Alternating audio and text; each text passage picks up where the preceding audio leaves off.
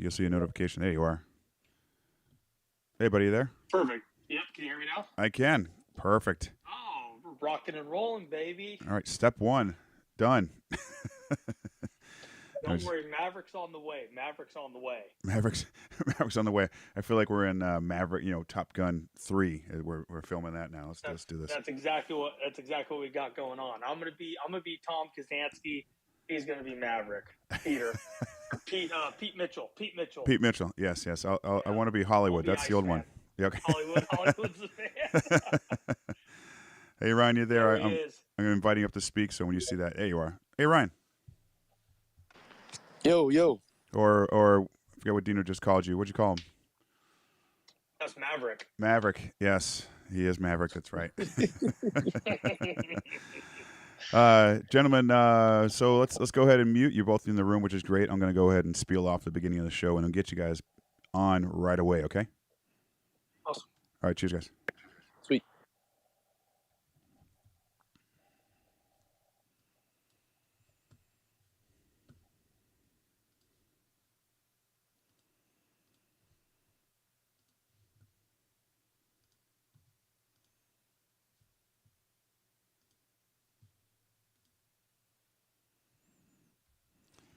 All right, 9 o'clock. Let's get things going. Hello. Welcome to U.S. Rugby Happy Hour Live. Thank you so much for tuning in, for listening in. If you have not listened to this show before, Happy Hour Live brings you interviews of some of the biggest names in the U.S. rugby scene. And tonight is no different. It's even better. We have two great ambassadors of the game. USA Rugby, I want to call them legends. They're legends for me, at least. Ryan Matyas and Dino Waldren are joining us in a few minutes. If you are listening in live on Facebook, YouTube, or LinkedIn, you can leave comments or questions in those chats, or you can join us over here on Twitter Spaces or X Spaces, whatever it's called now, on the mobile app, and you can even ask your own question of our guests live. Now, just remember, you need to be on the mobile app to do a live question. Also, if you're not already following us, please do so at Eagles Overseas and Rugby Morning to get updates on future shows and news about USA Rugby, Major League Rugby, and much, much more. I am Bill Baker of Eagles Overseas, and my co-host tonight unfortunately can't make it. He is camping in the West Virginia mountains with his family, and I permitted him to spend time with his family just for this one show, so don't give him a hard time. It's my fault. Again, thanks for tuning in. We have two great guests joining us tonight, and as I'm chatting a little more, giving more people a little more time to join the room with us, you got to think about these names of Matyas and Waldren. These two have done great stuff for the game. Internationally, Major League Rugby, college, these guys started young as well. We'll talk about that in a second. But also I want to talk to them about, the future of the game, the future of the game in the United States, how they see it, what we can do to get it right down the road, which I think we're on the right path right now. But also, let's have some fun with this. I feel like there's some I already heard some nicknames going into the show warming up, so we're going to talk about some fun stuff. So let's get it going, guys. Ryan and Dino here, they're walking into this. I'm painting a picture of this. It's a U.S. Rugby Happy Hour pub, all right? They're strutting into the place more. Not walking in. These two are strutting into the place like they own it. Let's all give a warm welcome to Ryan Matyas and Dino Waldren. Hey, gentlemen. Bill, how you doing? Bill, what's going on? Doing great, man. Okay, let's think about this. Which one of you would be the first through the pub door, kind of like an alpha dog kind of thing? Dino, 1,000%. He's dragging me in there. If we're in Bucharest, Romania, maybe. All right, I honestly, I want to say thank you to both of you for being so awesome and to say hello in person, so welcoming. I mean, Dino, we got a chance to say hello in person finally after a New England match, even after a tough match for you guys. But it was, you gave me the time of the day. We hugged it out for a second, had a great chat. Dino, that was awesome. I think it says a lot about you and in a lot of places as well. And then Ryan, come on, when we finally met in person after the MLR finals, which obviously we all know what happened in that match, you were still incredibly warming, even giving me a hard time after I introduced myself. Yeah, I was like, dude, don't ever introduce yourself to me ever again. We're way past that. Come on, man. I don't know. I know. It's like we're still hugging. I'm like, I don't know who actually recognizes me, so come on. Come on. We're far past that. Yeah, but I gotta say, it wasn't as cool as Will Hooley's hug, though. Right after the handshake line, he comes up to me, gives me a hug, and the dude starts crying on my shoulder. I mean, for perfect reasons. A very emotional day from him and everybody. But what a great day. I'm kind of getting out of order here a little bit, but again, we're sitting down, we're waiting for a pint right now, guys. Ryan, let's talk about that game in Chicago. Just not necessarily the finals, but just like the presentation that MLR put on for that. DJ, the DJ beforehand, Shaquille O'Neal, Dropkick Murphys after, whatever else, man. You had to have a good time overall. It was a spectacle. I mean, it was entertaining, and that's what we're here to do. As much as I can sit here and talk about how much I love rugby for so many different reasons, the people, the sport itself, the things it teaches you. We are an entertainment business, and that was entertaining. I mean, the way it was advertised. I mean, the Dogtown, the block party, that was really cool theme that the Chicago Hounds put on. Mm-hmm. The stadium was fantastic. The weather was great.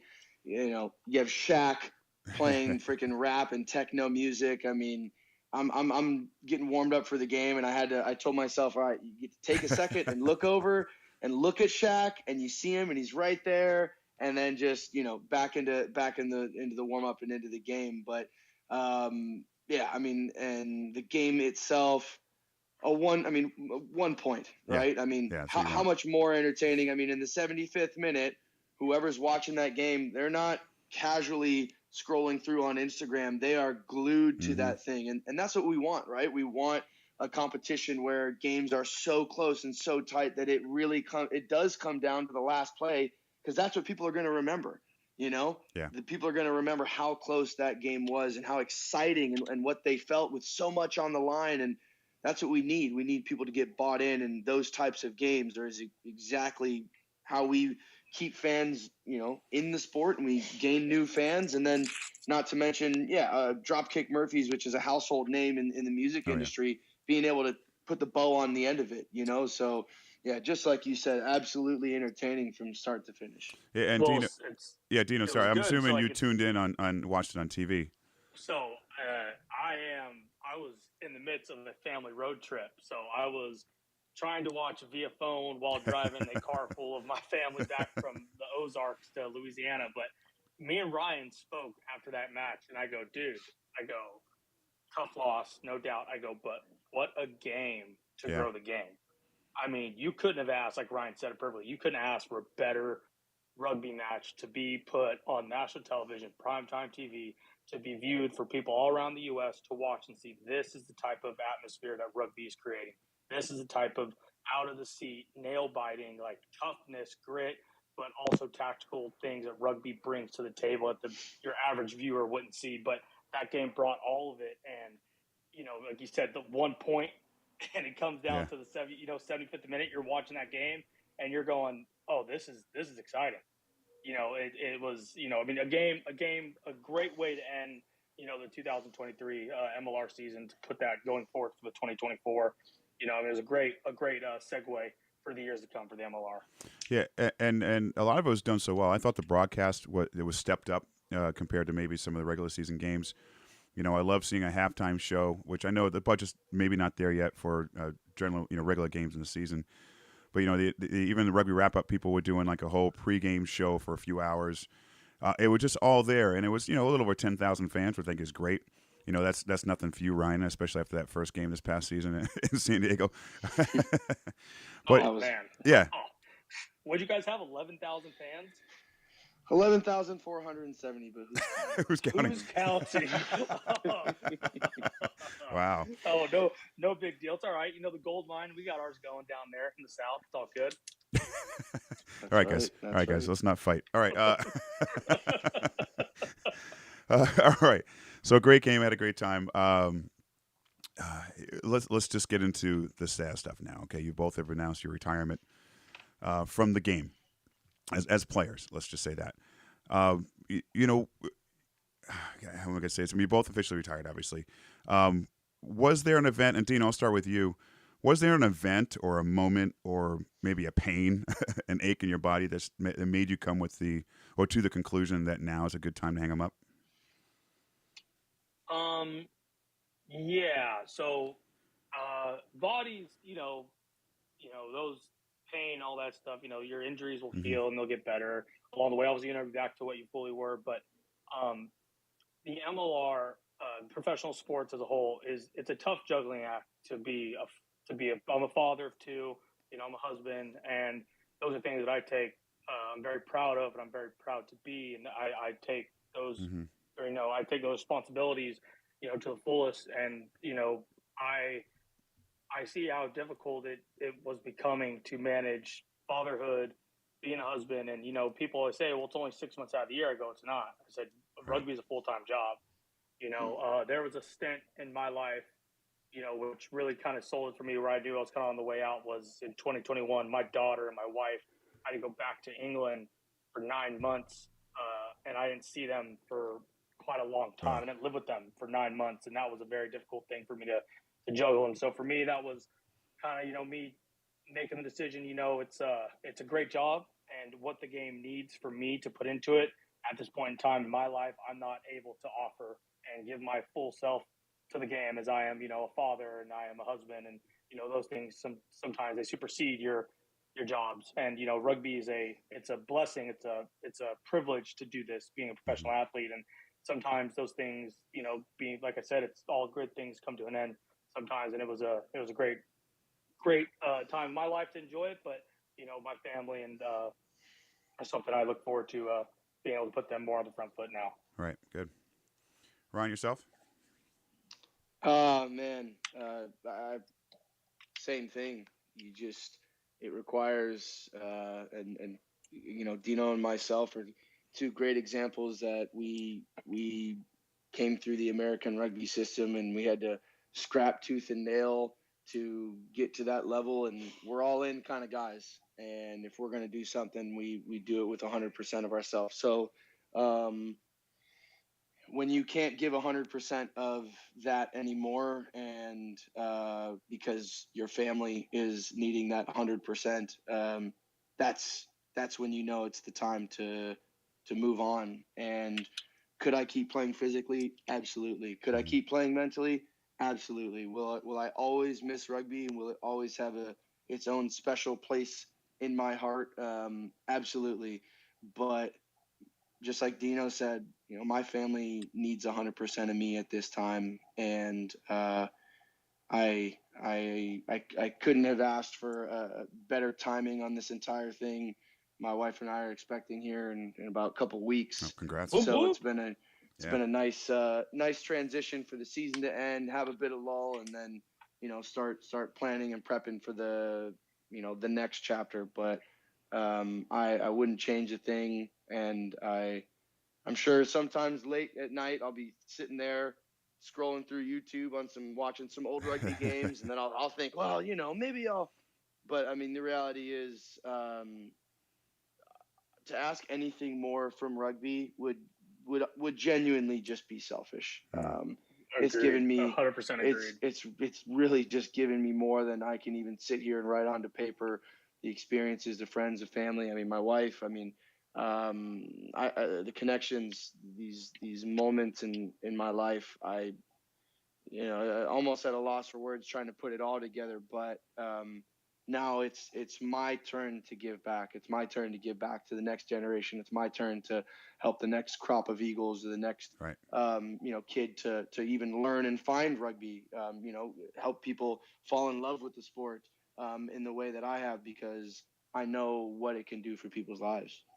When I was wrapping up my career as far as like playing the first side or whatever, maybe going social, I sat down with the new coach to my Atlanta club, and I was like, hey, coach, just let you know I'm retiring. And he just looks at me and says, Bill, the good players retire. The rest of us just stop playing. Like, wait, are you talking about me? Okay, then. So basically, I kept a kit bag in my trunk for about 5 years, and I used it 2 or 3 times. So will that be you guys? Are going to have your kit maybe in your trunk of your car just in case you see a match somewhere? Maybe scab on a team up in Can-Am or somewhere else. Oh man, I couldn't even think about. I could. Oh man, just a pair of old 21 studs sitting in the bed of the truck, ready to get pulled out for a rainy day in a scrum ball fest. Oh yeah. What do you think, Ryan? You know what?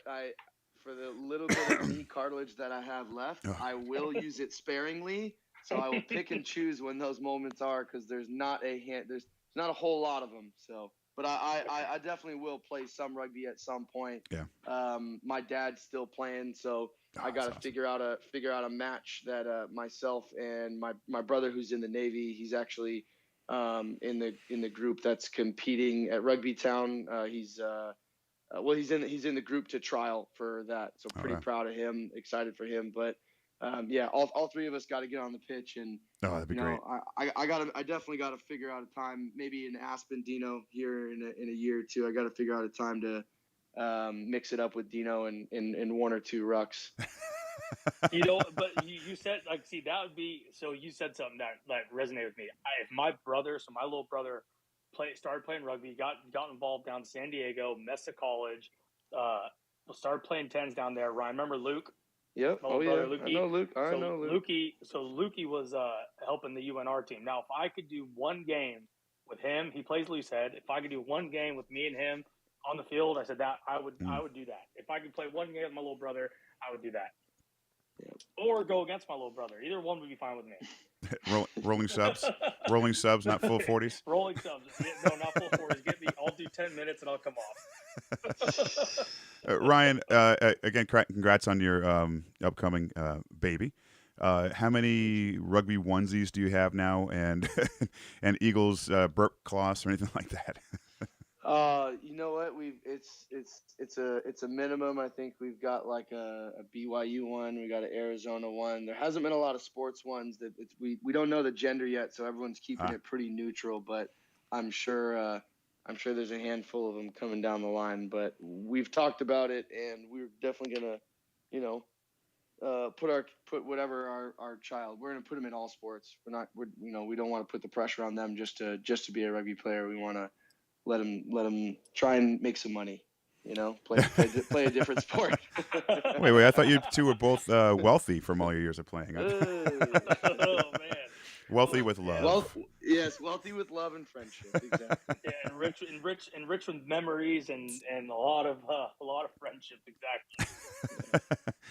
Just real quick note for the listeners: if you'd like to come up here and ask a question of Dino and Ryan, you can do so on the Twitter app on your phone by requesting the bottom left of the app, and we'll get you up here right away to ask you a question. We were just kind of going all over the place here tonight with these two. If you are listening in on LinkedIn, Facebook, or YouTube, you can leave a question in the chats there, or again, just jump over here on the Twitter app on the phone. You'll get your question in here as soon as possible. So a serious thing for you two, considering retirement, was there something about that idea that scared you? Oh, either one. Go ahead, Ryan, if you want to go. Yeah, I mean, rugby's the only thing that I don't want to say the only thing that I had done in my life, but it's how I identified myself. I was a rugby player. I am a rugby player. It's the only thing I wanted to do with my life.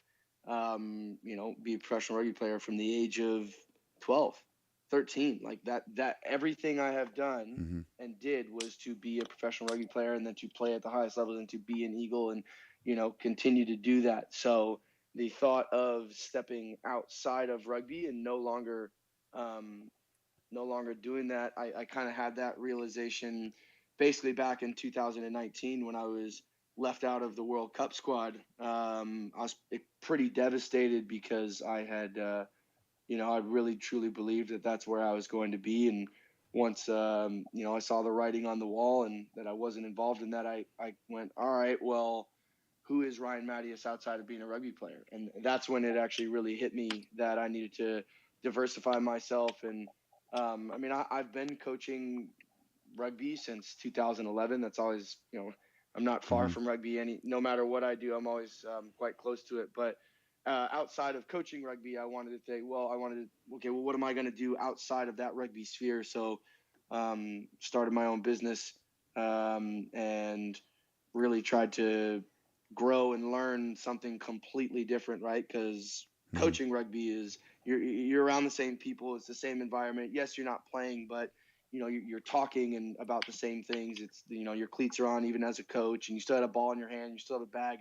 It's all really familiar, and I want to try and challenge myself. So I think I got really lucky that I had people in my corner telling me that I needed to diversify myself and grow. Good. Yeah. Yeah. Similar with Ryan, right? We were both at San Diego Legion at the same time. And I remember when we both got that same call and we were at lunch and, what restaurant were we at, Ryan?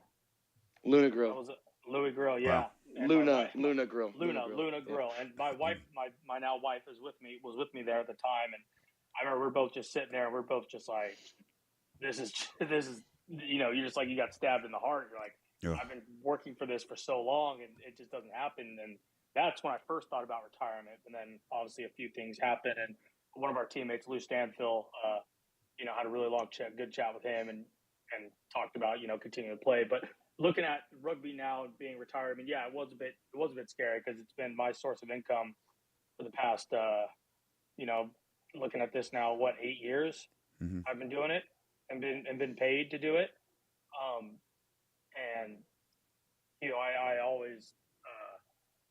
I always knew would come to a time and place, and I've like similar to Ryan, I've thought about what jobs I could do and what things I'd want to be involved in, and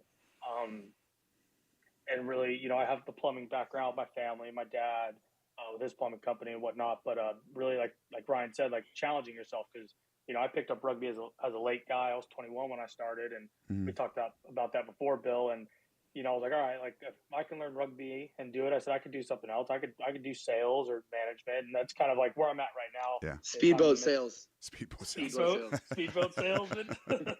You'd crush it. Oh, speedboat salesman.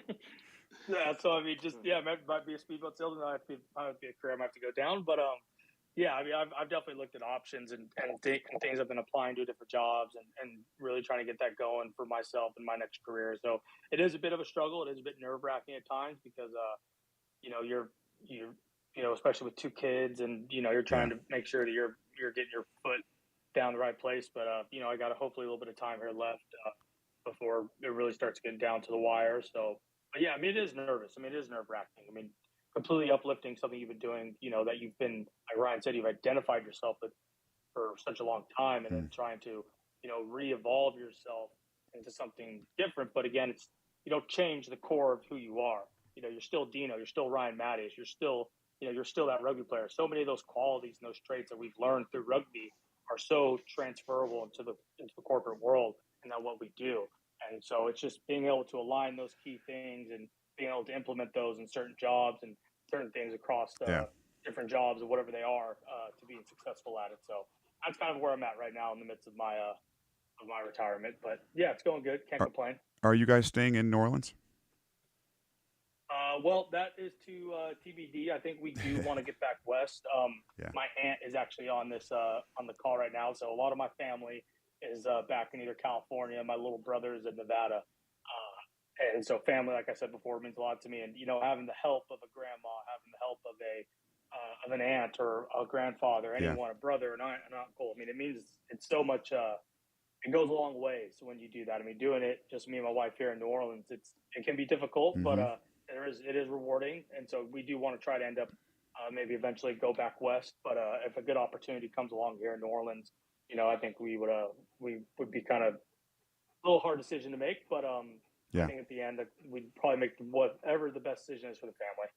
Well, is your Aunt Leanne? That is her. All right, because she said, ask Dino about his first experience with rugby at St. Mary's with the blisters. Do tell. All right, so and it's funny enough, a Brendan O'Mara who coached me at St. Mary's, a long life friend, best friend, great dude.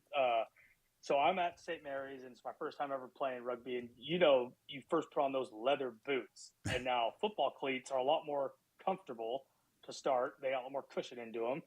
I blistered so bad the first 2 days of rugby training, I had to take them off, and I practiced barefoot for like the next week and a half. I couldn't deal. I couldn't wear the boots because I'd never worn that type of boot before. My feet were just, let's say they're a little pampered. They were soft. They weren't hard. They weren't hardened yet. And so, yeah, they blistered bad. But I was barefoot for the second 8 days for the training camp, and I was just dying to go. Dino, where's your boots? I'm like, I ain't wearing them damn things no more. I was like, my feet are killing me.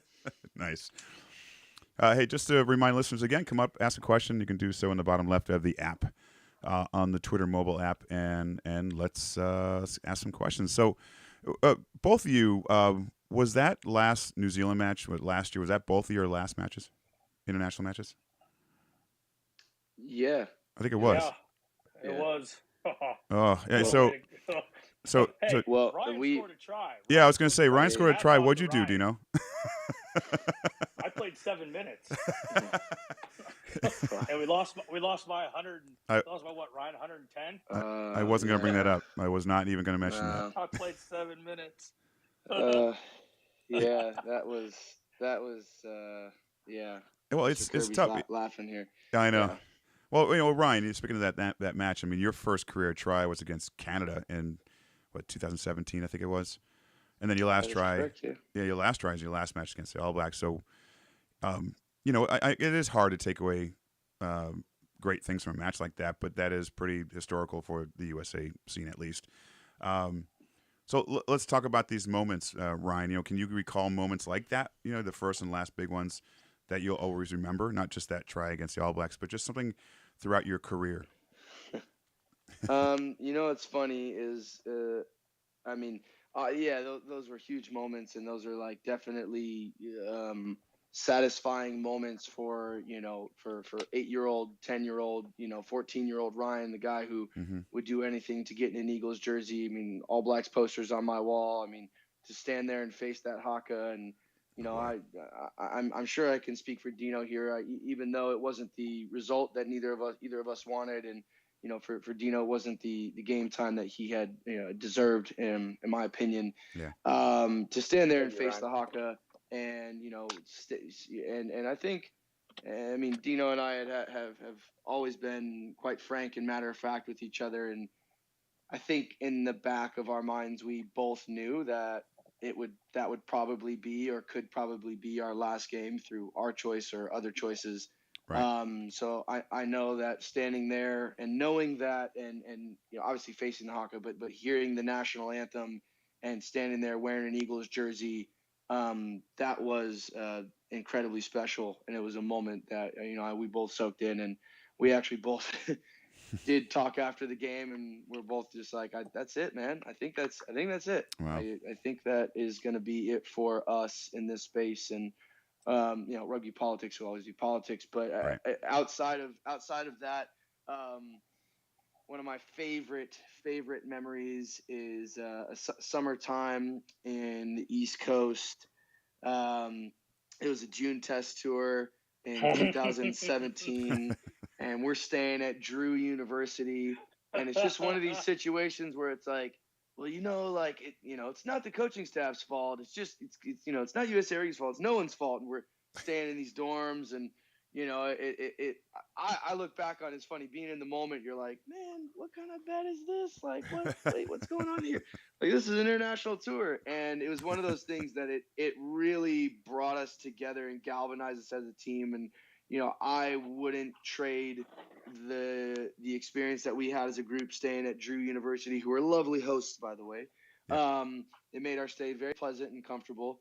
But it really brought us together, and staying up late nights playing video games in the common room. It was like we were going to college. I mean, and boy, that group that we had, Cam Dolan, Ben Landry, Chris Bowman. I mean, we had some absolutely clever. Tony Lamborn. I mean, we had some characters, and if that group went to college together, no one would make it. No one would make it to the second semester. That is for dang sure. But we had an absolute blast, and John Mitchell was just absolutely running us into the ground. I mean, ball and play time was upwards to like 4 minutes, and everyone was dying on these turf fields. But it was, and I'd never trained harder than that in my entire life. In East Coast summer in the humidity on some turf pitches, doing, 4 minutes ball and play. Stuff was just, people's minds were just exploding. But I had so much fun that summer. It was 2 weeks there, and we did a week at Kennesaw, and then back to San Diego. Yep. Canada for a week, and then back to San Diego to tie it off to qualify for the World Cup, beating Canada by the largest margin ever, most points scored against on Canada Day in San Diego. Toddy's retirement. Yeah. I mean, like, that tour was just it was a movie. I mean, it was a story. It was like you give me goosebumps, dude. Oh man. I mean, starting out, we're playing Ireland against Red Bull, and we're sticking to the game plan. And like the first couple minutes, we're getting down there, like we're running our shape. Like you got Big Vita Tamalau running downtown, and you got Mikey Teo and a young Ben Sema, and it's just like, holy crap! You look at this team and look at what we're capable of, and the game plan that we had at that time with the athletes.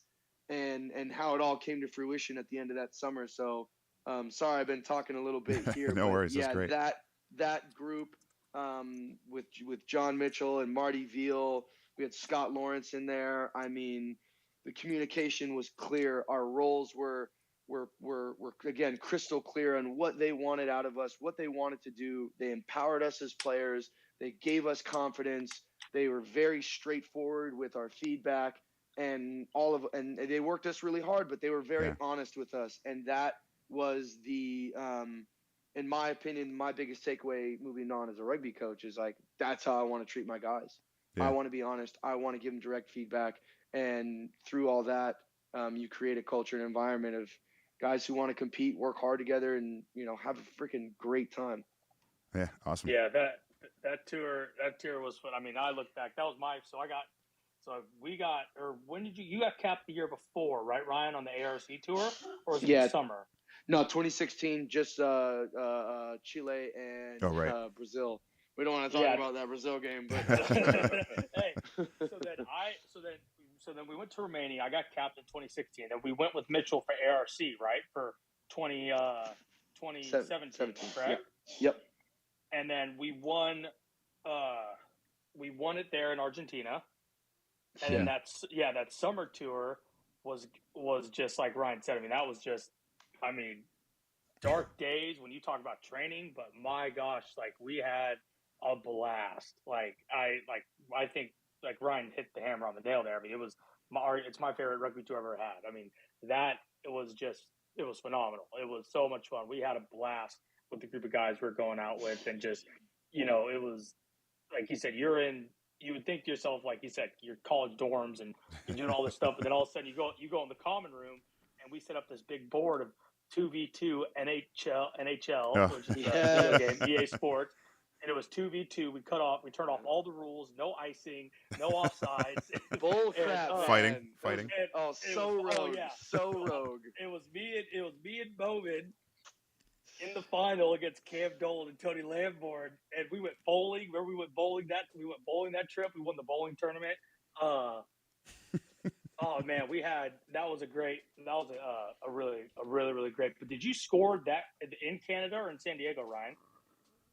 No, the Ireland game. That was it for me. I didn't play Canada, and then I just had some assists in the at home game. Because when was your first try? It was the Canada ARC. 17. Canada ARC. Yeah. Okay. Yeah. Oh, 17. Oh, when we were in Canada, Vancouver. Yeah. Okay, that's right. Staying at that casino hotel. Like what? What kind of sort of sorcery is this? Distractions. Yeah. Distractions. Yeah. Oh, hey guys, we're checking into this hotel. And like we check into the hotel, and guys are just walking and getting all wide-eyed. I'm just like, God dang it, guys, come on. Hold on. Hey, I'll be right back. I'm going to throw 100 down on black. Yeah. Black. Yeah. You got this guys talking betting strategies. I was just like, oh my gosh, if this is the banana peel for this tour, I'm going to be so pissed. But then we actually played really, really well. And then guys are like, we're going to the casinos after the game. It's like, awesome. Nice. Oh, that was great. Yeah, Vancouver showed up at the casino. Everyone's just kind of like, this isn't real. Oh, God. All right, hey, let's sometimes the bus driver accidentally pulled, and this happens quite often, funnily enough, the bus driver pulls up at the wrong hotel. So it's funny. You pull up and also it's like this 4-star Hyatt, and guys are like, yes. Oh, this is so exciting. All right, and then all of a sudden the bus just slows down, and then it keeps accelerating. You're like, oh, and you hear the entire bus go, oh, and then it goes up, and then turns a corner, and then turns, and then you pull in it like a Holiday Inn, and everyone goes, and then the bus stops, and then everyone goes. What about the hotel in Romania? That was unreal. That bathhouse, the bathhouse at the bottom, ridiculous. Oh, I can't man. never seen anything like it. Never experienced anything like that. Was insane. That bathhouse is unbelievable. Yeah. Dino, wasn't that underneath? Oh, sorry. No, that's all good. Dino, wasn't that the first hotel you stayed in? Wasn't that your first tour? That was with Bowman. Bowman, my gosh. I thought me and Chris were going to come to blows, and we hadn't even said a word to each other.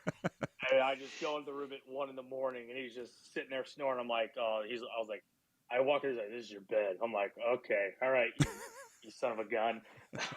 Thinking to myself, and lo and behold, me and Bowman ended up becoming good friends, and it was great. I mean, that was my first cap. That was such a treat. And then going back there again in 2018 in the winter for November when I went back there with Gary Gold, which was pretty. That was another one. But Ryan, were you in Georgia? Yeah. Do you remember the mushroom soup? Oh, so good. Mushroom bisque, dude. So good. Man, we stayed at this hotel. There wasn't a lick of English written on the wall. It was all in Chinese. Okay, and across the hotel were empty fields, and they're telling you, no. We're like, why can't we go for a walk? No, don't go over there. We're like, why? They go, landmines. We're like, what do you mean? They go, bombs. We're like, Jesus. You're kidding, right? Oh yeah, no, that was. You serious? Like, there's a landmine field right across the street from the hotel. You're just like, this is insane. I mean, you're playing in a stadium with 60,000 Georgian men, all wearing leather jackets, smoking Marlboro cigarettes, one after the other, chain smoking, and it's everyone looks the same. I mean, it's just and they weren't smiling. They were no smile. No, sirree, not. All right, hey, man, but that mushroom soup though. Well, you know what I always did? Any hotel that we ever went to, if we were going to be there for the week, as soon as they served something that I really liked, I would go find whoever I felt, was the head of the horse. And I'd say, this was great. Just keep doing this. This tomorrow, this. And they're like, oh, no, not this tomorrow. I'm like, okay, well, this Wednesday, can we get this on Wednesday? And then Friday again? I would always do that. We were there for Thanksgiving, and they came out with the turkey, and everyone goes, that's pigeon. Yeah. that was pigeon, though, for real. Oh, God. That was not turkey. Bill, the turkey, I kid you not, it must have been 8 inches long, maybe 3 inches wide. Everyone's going, that ain't no turkey, boys. That ain't turkey. That's pigeon. Jesus.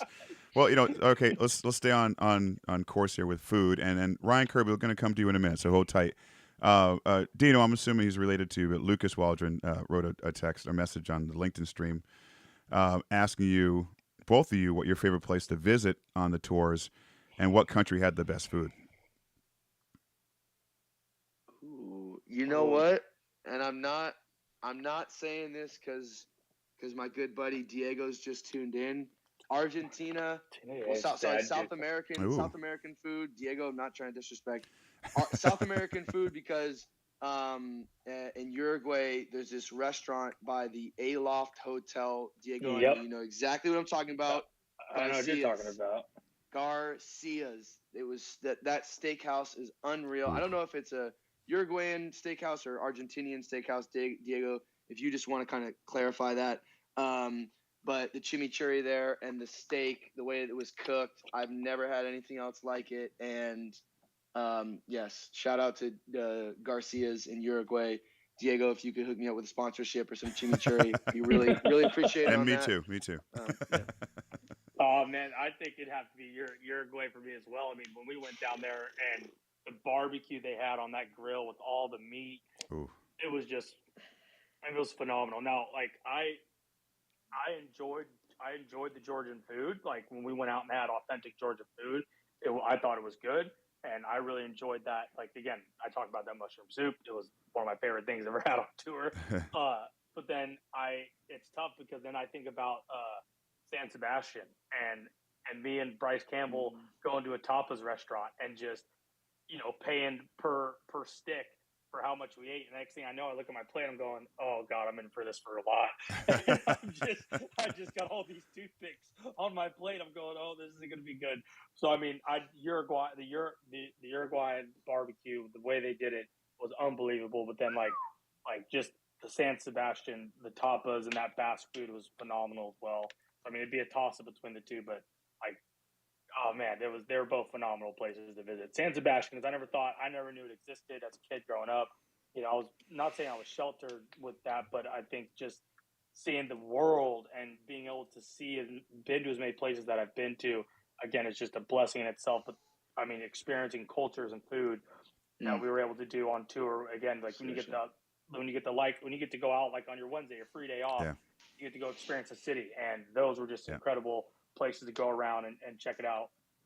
All right, so I wish we did commercial breaks here because I'm hungry and I need to go to the fridge, but but it's a good chance for us to go to our one of our first live listeners, and he's a regular on our show. We love getting questions from him, and you guys might know him as well. Ryan Kirby. Ryan, you there? Yes, sir, Bill. How are you guys doing? Great, man. Hey, first of all, Ryan, Dino, congratulations on retirement. You guys really need to have a podcast. Like, I swear to God, that is like the most entertaining thing I've ever heard tonight. Is someone taking a leak? I'm actually, I really need you guys to do a podcast, please. But no, congratulations, guys. Happy retirement. Just a quick question for both of you. So, will you guys ever consider doing like any kind of coaching for like the USA men's or like anything college or Major League Rugby? I think Ryan, you're set up for that. I will go where I am asked to be. I know that there's a lot of people who gave a lot of time. I could sit here and rattle off a list: Salty Thompson, Nahumi Tui Halamaka, Renato Parada, Tim Pappas, Matt Dallow, Rob Hoadley, Ray Egan, Zach Test, Jeff Alley, Lee Thornton, Gareth Davies, Dom Waring. I mean, all of these guys gave me so much of their time, effort, attention, and energy that I wouldn't have achieved what I achieved without them. And I feel it. It's a responsibility that when someone teaches you something, and if something good comes from it, that it's now your responsibility to then pass that knowledge forward. And I also kind of take that torch as being a USA Eagle, right? It's a privilege. It's an honor. When I was a kid, I met, Kevin Swearin and Miles Craigwell.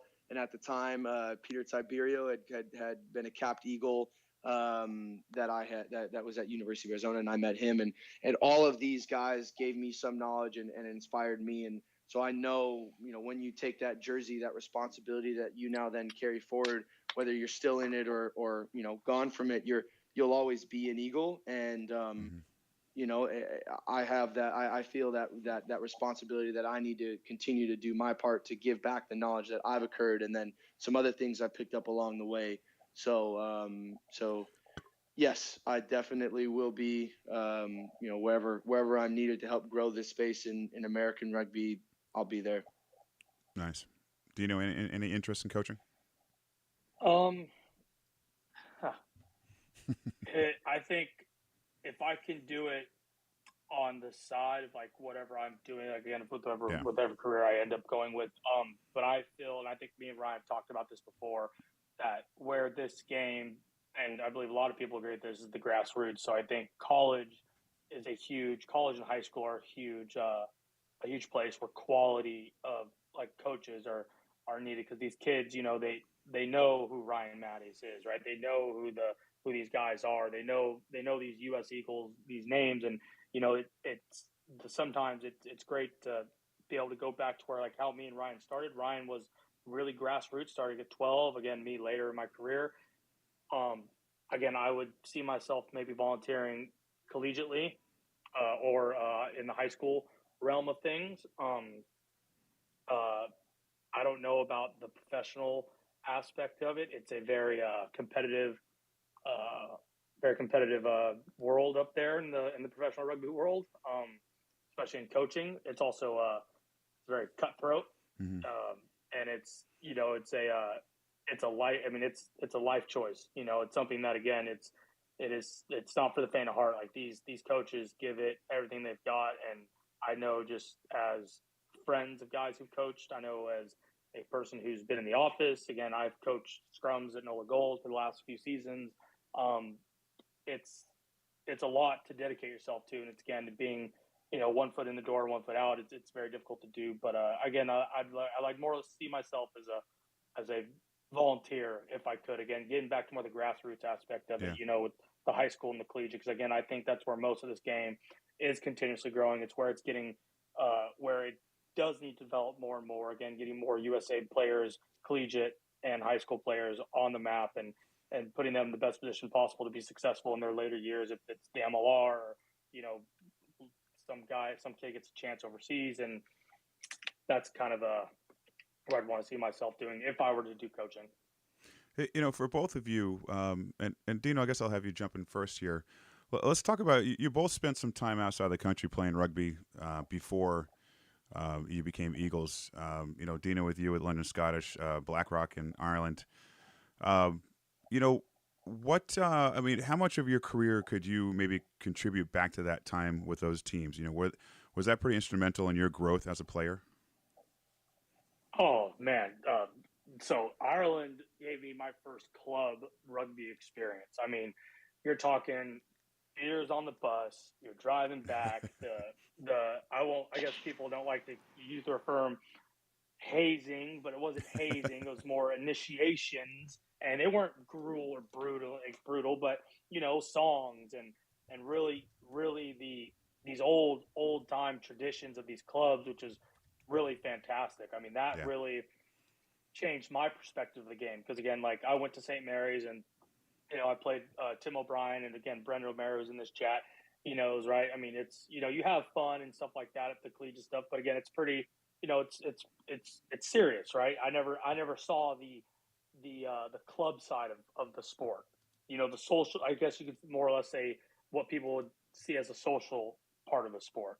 Guys who play weekend goers, right? Weekend warriors Right. type aspects, and man, that just gave me a whole newfound like a different love for the game, right? Because I was like, oh, like these guys like to go have a lot of fun, and I didn't really, I always thought that when you do a sport, it's strictly business, strictly business. I was like, oh, there's another side of it, and there's another side of the social aspect and the camaraderie of a team and stuff. And that was, I look at those times in Ireland, and man, they were a blast. But one of the guys who coached up in Toronto, Shane Cahill, he was my coach at Blackrock at the time, my scrum coach, and scrumming in Ireland. I mean, you're going against guys that have been doing this for 30 years, and Yeah. these guys are mammoths. And then, you learn a lot of those old dark arts, little niche things in the scrum. And then, you fast forward a year later, I end up in the championship, and the packs in the championship at the time when I was playing were heavier than the packs in the Prem. I mean, you've got Wow. guys that you're going up against that were 290, 300 pounds. Jeez. And I'm sitting there all 245 pounds and me going, well, better just dig in. Don't break my neck. And, I mean, those things really, I think, shaped my game scrummaging wise. And that's really what helped me out in that sense of it. And then obviously, like the skills, like me and Ryan talk about, like our first motion, when I grab a ball, I want to throw it overhand. I played baseball. I played, football. These guys, they grab a ball and they pass it like it's nothing. Like I could play catch, with my dad or my brother with my eyes closed because it's just what we did naturally. Right? I could grab a football or baseball and throw it, no problem. But a rugby ball, it took me a long time to learn how to pass, both left and right-handed. Right. And so seeing how those guys could just, just on a whim, right? It was just so easy and organic for them to do so. And so I guess it really kind of made me hone in more on my skill set in that regard. But I mean, the biggest takeaway was for sure the scrummaging. Right. Ryan, you spent time in New Zealand, is that correct? Yeah. I did a season in Wales and then a season, kind of a season and a half in New Zealand. For me, that experience. To Wales was my first, same as Dino. Wales was my first club rugby experience, and all the same things Dino said. You got the photos on the wall and the history and the songs, and yes, way too much beers. But for me, it was that I had never been into a rugby clubhouse before.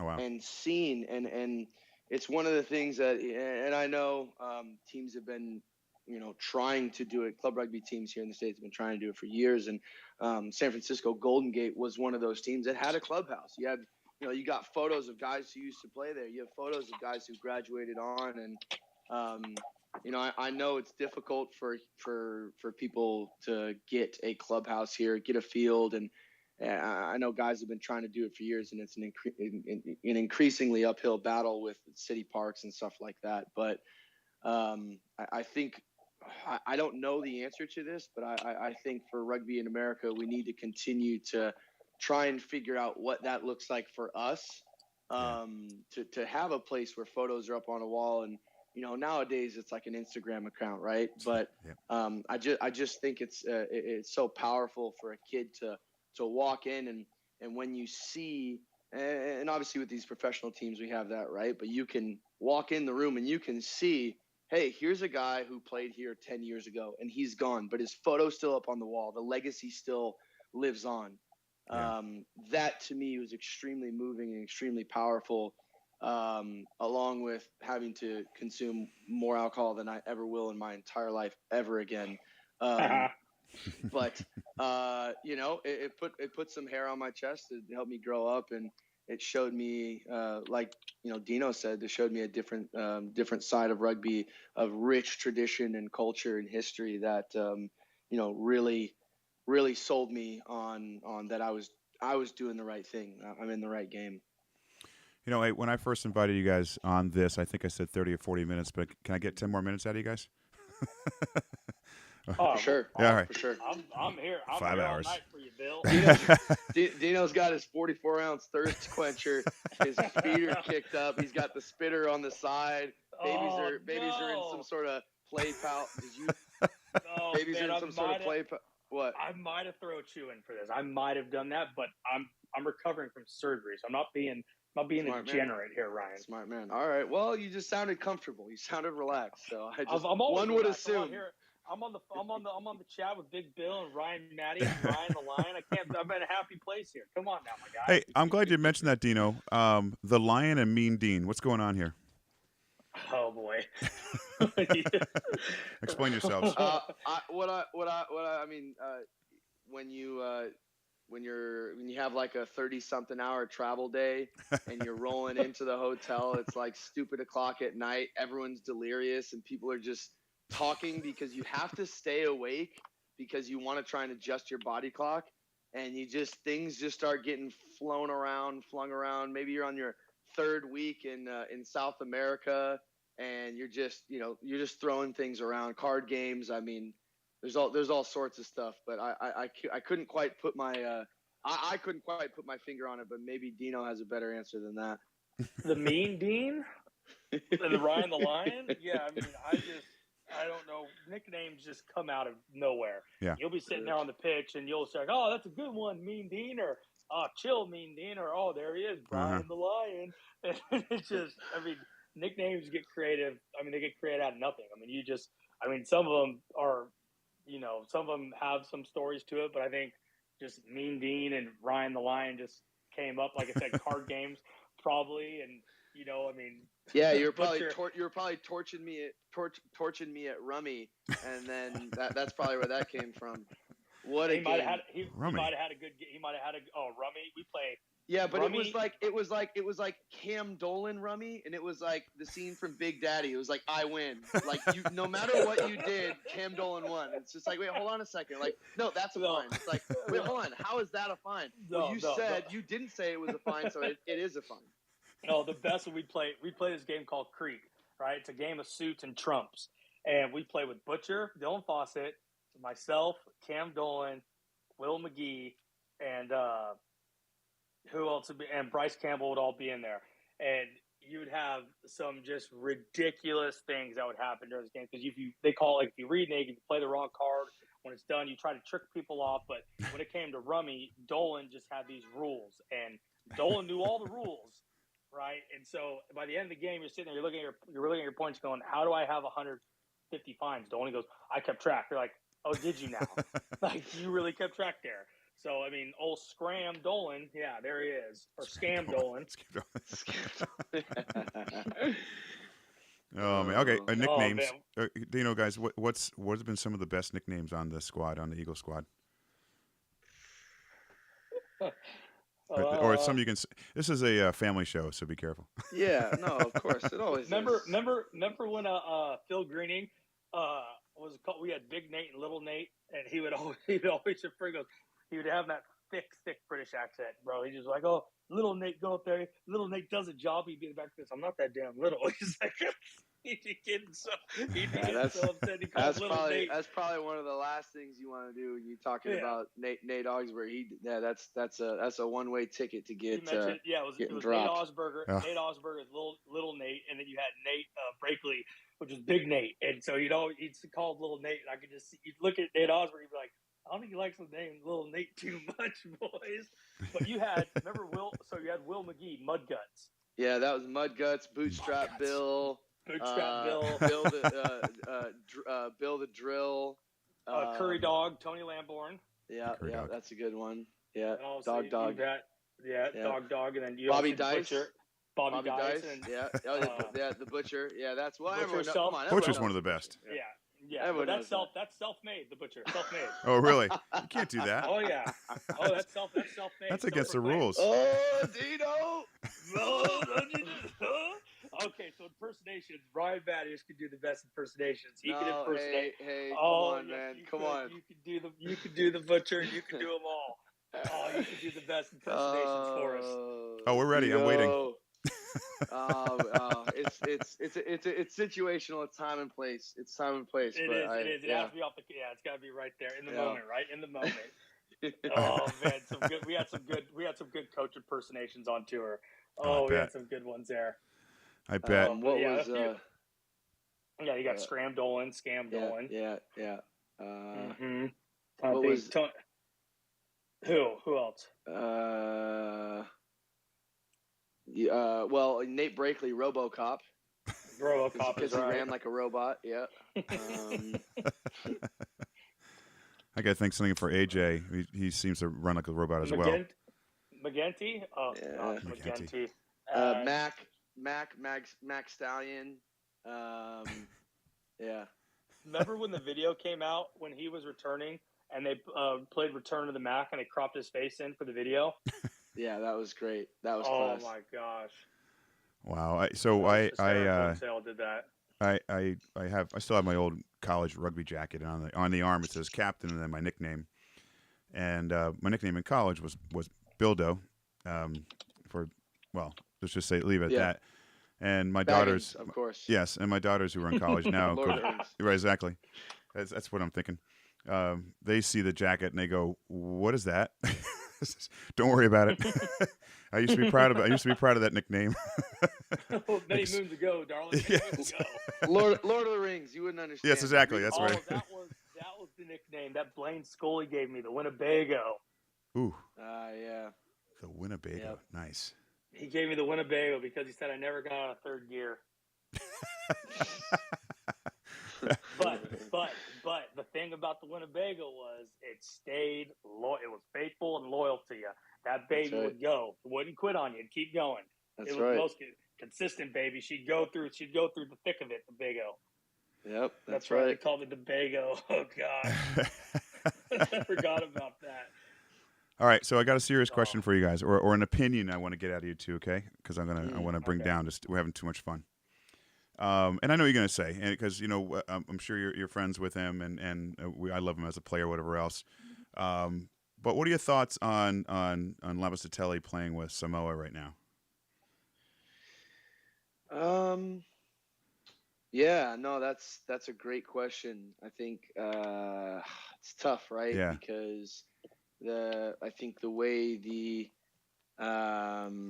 previous coaching staff and him, I don't think it was a matter of USA Rugby itself. It may have been, again, personnel driven at that point and how things had played out at that time. And then obviously the ability to play at a World Cup. I mean, that's incredibly special, and that's something that TT has sacrificed a lot, and he's given a lot to the sport and to the game, and as difficult as it might be, at the end of the day, man, like I can't fault him for needing to provide for his family and representing. Providing for his family, financially, but then also representing his family, because his family is from Samoa. I mean, he was raised in the U.S. and everything, but having that ability to represent that nation where his ancestors are from is incredibly special. And I obviously, being an Eagles fan and being an Eagle and have played with TT and stuff, it's you see it, you're like, oh man, like dang. But at the same time, the rules are the rules, and as I've always said, just like when in 2019, it was said that they're only going to select players who are playing in the MLR to the World Cup, and that didn't happen. There's no fault to the players in that. It's organization. So at the end of the day, players need to do whatever they can do given the opportunity. Yeah. Yeah, I wouldn't fault him for anything. But I mean, I think Ryan said it pretty good. I mean, you hadn't seen TT on tour since when? 2019 was the last time he suited up for the USA at the World Cup. World Cup, yeah. And so I think for him, he made, he's, again, I think grown men make grown man decisions, and that's his right, that's his prerogative. I don't fault him for anything he's got to do. Like Ryan said, you got an opportunity to not only represent yourself and your family, but again, play for a nation that probably he holds dear and true to his heart. And it comes to, that could have been, it could be his dream, right? That he could have always wanted to play for Samoa, but it just never came until now. Right. And so I'm happy for the guy. I've played with TT as well, played alongside him. He's taught me a lot, and I'm very happy for him. I hope he goes well, and I hope he has a good World Cup, and I hope him and his family are happy and healthy. Now, Scott Lawrence was on this show a week or two ago. He did say we've got Scotland next year and the possibility of 11 to 13 tests. That's a great direction. I mean, have we played 11 in 1 year in a long time? How long has it been? 2018, probably. Has it been that long? 2019, probably. I mean, that's the right direction. I mean, that's what we need. We need more of these test matches. So as a union, let me ask you guys. I mean, you're familiar with Scott Lawrence. Are we going in the right direction now? 100%. Yeah. 100%. 100%. 100%. He's the two times that I got to work with Scott, in 2017 with John Mitchell, and then in 2018 on an APC tour. He's one of the guys that I would put in one of my highest regards that coaches have ever worked with, is because he was honest. He was about his metrics. If you did a job, then fantastic. If you're not doing the job, he's going to give you the direct feedback and let you know why you're not playing. But he'll be straightforward with you and honest with you on the feedback and where you stand in his team. And as a player, that's really all you can ask for. So I'm extremely excited, really, really, like genuinely really excited about the direction that the program is moving, because Scott's been an Eagle. He understands the landscape. He understands American players. He knows what our guys they have to go through to play at this level, to make it at this level. And, he understands how valuable each player is. And, like I said, that direct and honest communication and feedback is you have someone with the ability to do that, guys will follow them to the end of the road. They will freaking go to war for that guy. They will play out of their skin. They will reach another level in their game that wasn't possible if you didn't have a leader like that. And I know that that USA Rugby is in the right hands, moving in the right direction, with Scott at the helm. Yeah, I mean it's perfectly well said. But it's also nice to see, it's an American guy running this, driving the ship, and I think that's a huge thing for us as well. And I think Ryan really hits the hammer on the nail again with talking about a guy who's been through it, who's lived it, who understands it. And Scott, and with his knowledge of the game, is just, and it's incredible. I mean, he has a wealth of knowledge on how to drive it, his idea, his game plan. You saw it when he was at ATL. I mean, look what he did with ATL for those times he was there. I mean, he has this idea, and he knows how to get there, right? And he knows how to get there with the troops that he has as well. And I've always enjoyed when I played with Scott. Same with Ryan. I had him in 2017 on our tour when we were with John Mitchell and Marty Veal, and I enjoyed my time with him there. And then every time I see him after we played Atlanta, always had great conversation with him. He's a great guy. And again, I wish him and the USA Eagles nothing but the best going forward. And I think, again, like Ryan said, it is the right direction. 11 test matches in a year, that's awesome. I mean, that's again for the guys that are getting ready for it and geared up, because that's when we were doing.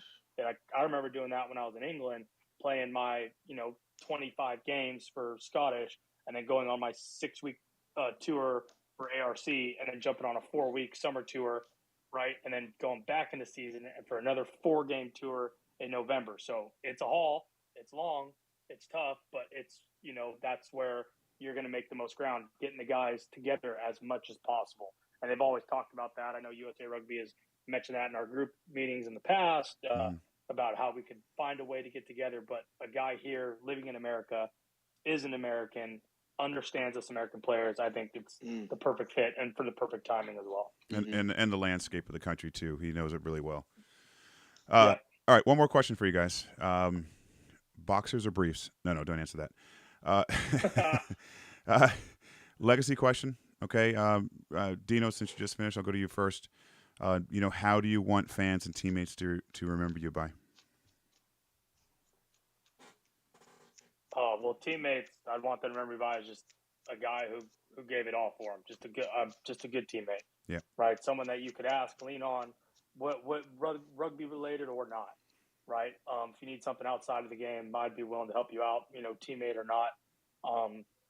And for fans, approachable, someone that was always willing to talk to you and give you the time of day and be a part of the community in some way, shape, or form. Because again, I think that's the really valuable aspect that rugby adds to the American game, to American culture, is that we're not really separated like most of the professional athletes are here in America. We're very much intertwined in our communities, with community outreaches and being really close with our fans and finding a way to integrate to those cities and those communities around us. And I'd like for those fans to think that is me. And then again, for my own personally thing, is just a good father and a good husband. Excellent. Ryan? Per usual, Dino just took the words right out of my mouth. This is why Dino and I have always gotten along so well. Dino's got he's got a huge heart. He's genuine. He gives his time and his self to any given situation, to anybody. Dino will treat, the guy at the gas station the same way he'd treat, a sponsor or a CEO, and I think that goes a really, really long way. And, I've seen Dino and through thick and through thin, and, many countries and late nights and early mornings, and he's the same person. And, I hope to as well, be as genuine as that. Dino's a guy who's always inspired me to have a positive attitude and to work as hard as he does. And that's what I'd hope. The impression that I left is that I gave everything that I could with every opportunity that I had, and that I never left anyone unread or unseen or unspoken to, or didn't leave a hand unshook or a jersey unsigned. I definitely genuinely and thought about all of those moments and tried to give myself to those moments and try to always remember I was once that kid in that stadium, and I was once asking for something to be signed or a handshake or trying to, hey, can I get a sock? Can I get your, can I get your sweatband? Can I get a, but I hope that they also know that I'm not done giving back to rugby. I have a lot more to give, and I'm going to continue to do what I can to give back. No, you're a good man, Ryan. You're gonna make a good dad, brother. You're gonna make a great dad. Thanks, man. Thank you. Hey, Ryan, Dino, man, this has been a lot of fun. I seriously, we could go another 2 hours probably, but it's getting past my bedtime. But man, it's been a blast, guys. Thank you so much for coming on and talking about just everything we did the last hour, man. I really appreciate it. Oh, absolutely, man. Our pleasure. And shout out to Dave Hodges. Love you, Hodgie. Love you, Haji. And thank you, Bill, again for what you're doing for us, for the game, for the sport, giving guys the opportunity to show a different side of themselves that people may never see, but also share these stories that are so important about rugby. And this is what makes us so much different from the other sports. And I always tell you this, man. Anytime you need anything from me, you got my number. Just give me a call because I appreciate what you're doing for the sport and for American rugby. Thanks, man. Can I get a sock? Just kidding. You can have a whole bit of them. Trust me, things are getting cleared out. The rugby gear is getting consolidated, and it is getting made. Got to make room for the baby stuff. Don't get rid of all of it because your kids may want to hold on to it one day. That's what my wife made me do. I got a whole. That's what I keep saying. Dude, my wife is like, because I had the jersey. She's like, hold on. She goes, our kids may want them. I'm like, all right. So I got my whole thing suited with jerseys. I'm just like, all right, whatever, hold on to them. But yeah, Bill, same thing, man. I mean, appreciate you always, thinking of me and giving me a chance to speak and on your platform. It's been great. And over the years, talking to you about the game growing and, you're doing your part on growing this game in other ways that, some people aren't doing it and you do it by the right way. And I've always enjoyed listening to your podcast and your talks. It's been great, man. So I appreciate you. And again, like Ryan said, you got my number. Anytime, anything, you give me a hoot and a holler. All right, guys. Thank you so much. Love you, man. We'll get in touch again soon. Cheers. Cheers. Thank you. All right, boys. Cheers, guys. Good night. Cheers. Everyone else listening, thank you so much for tuning in for this last hour or so. If you're tuning into the podcast, again, thank you so much for doing that. Go ahead and give it a follow, a like, a review, all that fun stuff. Thanks again, and we'll tune in again next week or the week after. We'll come back with a couple of awesome guests again. Good night, everybody.